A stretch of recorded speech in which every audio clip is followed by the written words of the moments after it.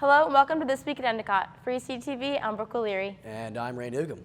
Wednesday's International Women's Day. Head down to Lower Callahan during the day to celebrate.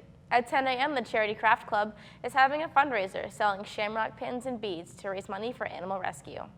Stop by outside the Callahan and in the LSB lobby. At noon, head back over to the LSB for Wellness Wednesday and pick up a safe spring break kit. Later on at 5 p.m., Chief Femina will be holding Coffee with the Chief in Lower Callahan. At 7 p.m., walk over to the Rose Performance Hall for Endicott, where faculty and students will be sharing their stories of transformation. At 7:30 in the Wax Auditorium, Pulitzer Prize-winning sports writer and Boston radio host Michael Hawley will share his thoughts about following one's dreams and also talk about his timely new book, Belichick and Brady. Also at 7:30, the Relay for Life Committee will be holding a dodgeball fundraiser. Sign up a team of 4, costing $20, and support Endicott's Relay for Life. Let's take a look at Endicott sports this week with Matt Pritchard. Hello and welcome to this week's edition of EC Sports. For ECTV, I'm Matt Pritchard. The men's ice hockey team is the inaugural CCC champions as Cam Bleck's late game winner gave them the win over UNE this past Saturday. The team will now travel to play Hobart on Saturday in the first round of the NCAA tournament. Hobart will have to compete with CCC Player of the Week Cam Bleck and CCC Rookie of the Week Jason Kalinowski in that game. The women's ice hockey team finished up their season as they fell to Morrisville State in the CHC championship game. The Gulls finished with a very positive record at 22-4-1 and will look to be back in that championship game a year from now. After earning an at-large bid into the NCAA tournament, the men's basketball team have been tearing it up. In the first round, they got all over Salisbury before completely blowing out Nichols in a rematch of the CCC championship. The Gulls will now see if they can find their way into the Elite Eight, but to do so, they'll have to go through Middlebury on Friday.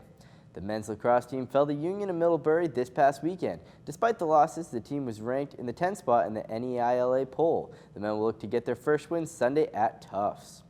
The women's side is off to a 2-0 start with wins versus Wheaton and Wesley.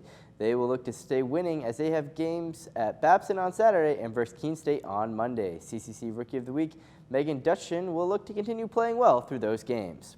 The baseball team kicked their 2017 season off with a 4-0 win over Salem State this past Monday. The team will travel to Florida for a slew of games before returning home for the better part of their season after spring break. Back on the court, NECC Rookie of the Week Brendan Lipton led the men's volleyball team to a conference win versus Newbury this past week. He'll look to lead the men at Southern Vermont today and through games over spring break. That'll do it for this week in EC Sports. For ECTV, I'm Matt Pritchard. Make sure to follow along all the sports team while you enjoy your spring break. On Thursday, the Charity Craft Club will be back with their pins and beads at 10 a.m. in the Callahan. At 1 p.m., head over to Lower Callahan to celebrate National Popcorn Day with Cab and grab a bite to eat. After dinner, go on over to the Rose Performance Hall for the speaker series where Dr. Edward Slingerland presents Trying Not to Try, The Power of Spontaneity at 6 p.m. Then at 8 p.m., Late Night Local will feature fruit smoothies and spring breakers. Fridays offer up 2 different volunteer opportunities. At 3 p.m., spend some time at the Landmark Senior Living Happy Hour by helping with setup, serving food, and spending time with the residents. At 6:30 p.m., you can volunteer at the Northeast ARC Friday Night Happenings, spending time with people with developmental disabilities. Staying on campus for break? On Saturday, take a walk over to the Post Center and watch students from Reading compete in the first LEGO League robotics competition. Another volunteer opportunity comes around Sunday at 4:45 p.m., serving dinner at St. Peter's. To sign up, email Laurie Rawls at lrawls@endicott.edu. Let's take a look at what the idiots of the world got themselves into this week with Shake My Head News. Take it away. Thanks, guys. Hi, and welcome to Shake My Head News, where we give you the most ridiculous stories from around the world. I'm Lexi Lozano. And I'm Riley Fitzgibbons. Sharing underwear isn't sanitary, but it's nothing to attack your brother for. 19-year-old Jeremiah Rios from Florida has been arrested for assaulting his 17-year-old brother with a wine bottle after seeing his younger brother in his boxer briefs. His brother told police he took off the underwear and put it on Rios' bed. Rios then knocked some of his brother's clothes onto the floor, and the two started arguing. Rios allegedly tried to punch his brother, grazing his chin with his fist, and after the two went back and forth with punches and chokeholds, Rios went into the dining room and grabbed a wine bottle, swung it at his brother's shoulder, leaving a bruise. Rios' brother got the bottle away from him and again put him in a chokehold until he calmed down, all over a pair of boxer briefs. On March 6th, the BBC Music Twitter page accidentally mistook influential punk band singers Mark Smith's birthday as his death.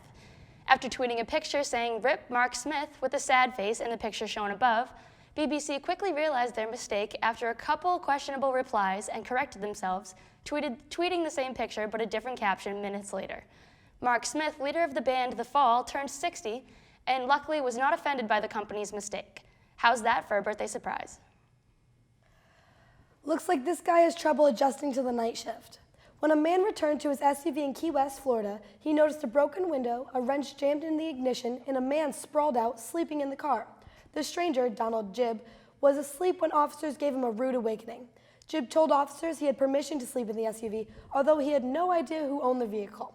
There are 2 lessons learned here. If you're going to steal a car, don't take a nap, and if you're going to take a nap, don't steal a car. A woman in Iceland ordered a Hawaiian pizza on her night off, but didn't get exactly what she paid for. After receiving the box of pizza with no pineapples on it, the woman made a quick call to the chef. The chef, who was simply against the Hawaiian classic, refused to put the fruit on top. The woman received $5 taped to the box and a note that stated, "Couldn't bring myself to put pineapple on it. That's gross. Sorry." After tweeting out a picture of her not-so-fruity meal, all social media jumped on the opportunity to comment. In my opinion, this is way too funny to be angry over. Well, that's all we have for you for this week. Tune in next time to Shake My Head News. Thanks for watching. And thanks for staying foolish. Back to the desk. There's even more to do when we return from spring break. On Monday the 20th, get a lesson on perfect paraphrasing in the library at 6:15 p.m. On Tuesday, CAB presents an open mic night and their spring concert reveal at 6:30 p.m. Have some questions for Doc? He'll be holding an open forum also at 6:30. Finish the night with Gully's Trivia at 8. That's all we have for this week, Gulls. Enjoy your spring break, and we'll see you back here soon. For ECTV, I'm Brooke O'Leary. And I'm Ray Newcomb. Have a safe spring break.